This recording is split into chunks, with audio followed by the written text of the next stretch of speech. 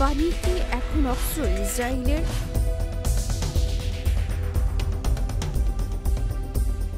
গাজা ভূখণ্ড থেকে ফিলিস্তিনিদের উচ্ছেদ করতে ইসরায়েল এখন পানিকে অস্ত্র হিসেবে ব্যবহার করছে বলে অভিযোগ করেছেন ফিলিস্তিনি প্রেসিডেন্ট মাহমুদ আব্বাস।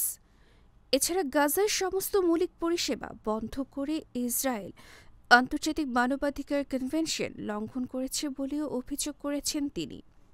বিশ্ব পানি দিবস উপলক্ষে দেয়া এক ভাষণে প্রেসিডেন্ট আব্বাস বলেন, দখলদার ইসরায়েল আমাদের জনগণের দুর্ভোগ, বাস্তুচ্যুতি এবং প্রকৃতপক্ষে ধীরে ধীরে মৃত্যু আরও বৃদ্ধির জন্য আরেকটি অস্ত্র ব্যবহার করছে।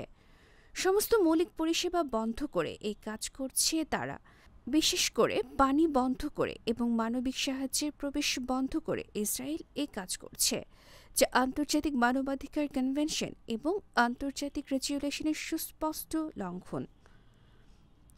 ফিলিস্তিনের সরকারি সংবাদ সংস্থা ওয়াফা জানিয়েছে, গাজার ক্রমবর্ধমান পানি সংকটের ন্যায্য সমাধান খুঁজে বের করার জন্য বাস্তবসম্মত এবং মৌলিক পদক্ষেপ নেওয়ার জন্য আব্বাস আন্তর্জাতিক সম্প্রদায়ের প্রতি আহ্বান জানিয়েছেন।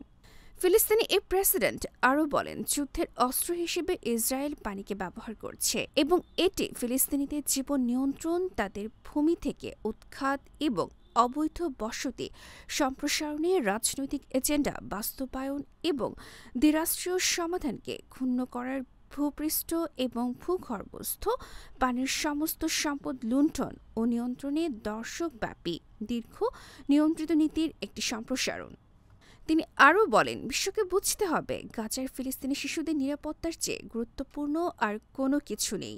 এসব শিশুরা 1 লিটার পানি পেতে ঘন্টার পর ঘন্টা লাইনে দাঁড়িয়ে থাকে, দূষিত পানি পান করে খাদ্য ও ওষুধ থেকে বঞ্চিত হয়, পানিশূন্যতা ও তৃষ্ণায় মারা যায় এবং বিশ্বের অন্যান্য শিশুদের মতো নিরাপদে বেঁচে থাকার অধিকার থেকে বঞ্চিত হয়।